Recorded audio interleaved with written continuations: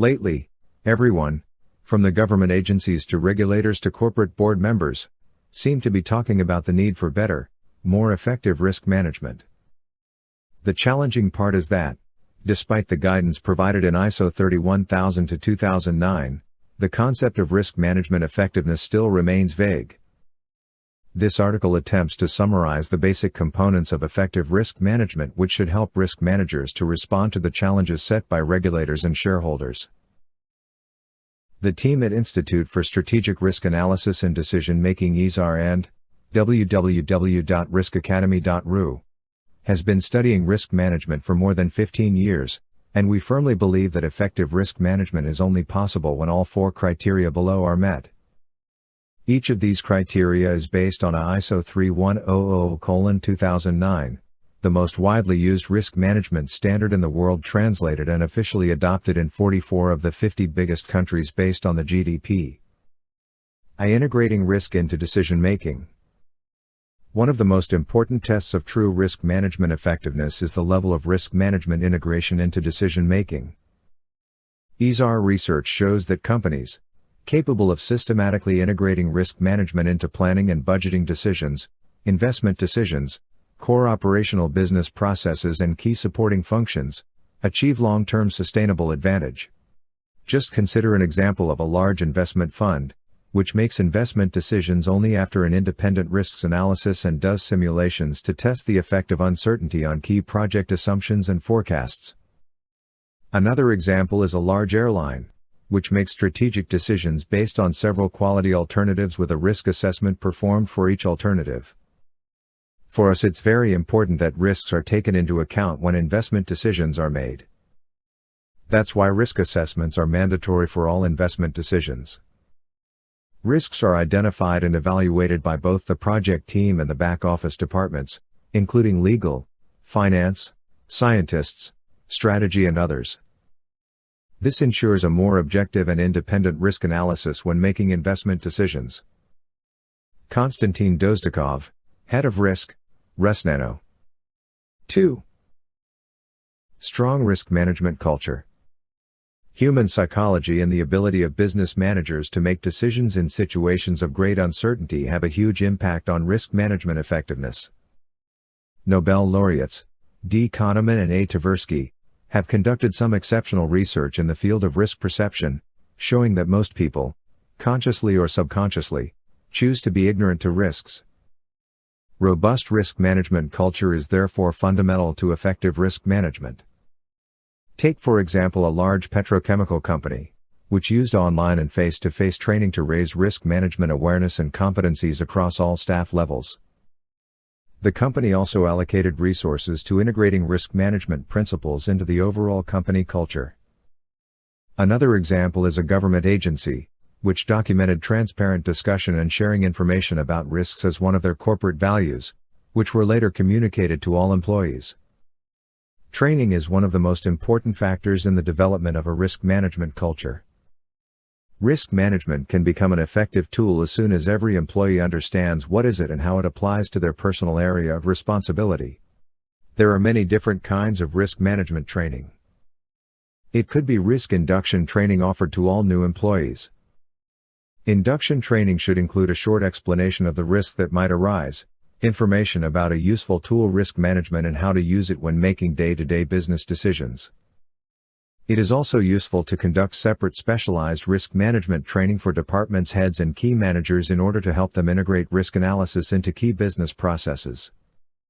The main thing is to remember that training is not supposed to be a one-time measure and, on the contrary, should be offered on a regular basis.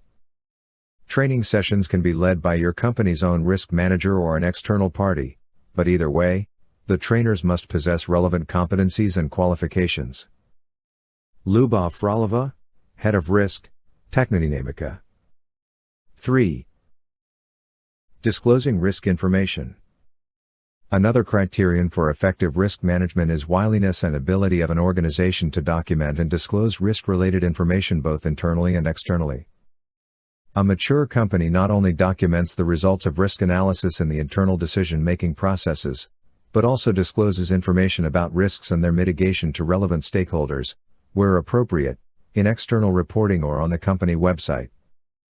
It is also important to note that since actual risk information may be sensitive and contain commercial secrets, the focus of disclosure should not the risks themselves but rather on risk management framework, executive commitment to managing risks and culture of the organization. Many organizations tend to treat this formally, often copy-pasting risk management information in external reporting from year to year without any update. Remember that disclosure of risk management information allows companies to both make and save money. For example, the insurance market positively reacts to companies' ability to disclose information about the effectiveness of their risk management and control environment, offering a reduction in insurance premiums. Banks and investors also see risk disclosure in a positive light, allowing companies lower their financing costs. One of large mobile network operators takes risk reporting particularly seriously. Their approach changed after an IPO. To this day, risk reporting as part of their annual report is not just a recount of the typical risks within their industry sector, but a reflection of key risk management changes and achievements over the last period. Risk reporting is composed of two parts: 1. A general description of events linked to risk management within the company, and 2. A description of key risks facing the company over the year. In the first part, risk managers give a detailed description of significant risk management events occurred within the company that year. For example, there could be a description of how closely the company is aligned with the ISO 31000-2009 principles, or how the company has strengthened their risk culture. The second part describes common risk categories facing the company. This should point out the typical risks in the industry sector as well as the most significant risks identified over the past year. Additionally, the description of each risk should include the status of mitigation actions taken to manage the risk, their effectiveness, and the anticipatory measures that the company intends to take in the future. 4. Continuously improving risk management. The final criterion for effective risk management has to do with the continuous improvement of the risk management framework and the risk team itself. One investment fund was able to do this with the help of regular assessment of the quality and timeliness of their risk analysis, annual risk management culture assessments as well as periodic review of risk management team competencies. For example, professional risk management certification helps to boost risk team competencies. One of the reasons behind the need for constant risk management improvement is rapid development of risk management discipline. The ISO 31000-2009 standard is currently being reviewed by more than 200 specialists from 30 different countries, including experts from Russia and members of ESAR. Some of the suggestions for the new version of the standard include the greater need for integration of risk management into business activities, including decision-making and the need to explicitly take into account human and cultural factors. These changes could have a significant impact on many modern non-financial organizations, raising questions about their risk management effectiveness. Risk management, just like any other element of corporate governance, must be integrated into the overall management system of the organization. ISO 31000-2009 International Standard explicitly talks about the need for risk management to be adaptive, dynamic, iterative and able to react to change. As organizational risk maturity raises, so will the tools used by the organization to manage risks in decision-making. Professional risk managers should not only develop risk management processes for the organizations, but also improve their own risk management competencies. As I am writing this, work is being undertaken on the update of both of the most widely adopted risk management standards ISO 31000-2009, COSO ERM 2004.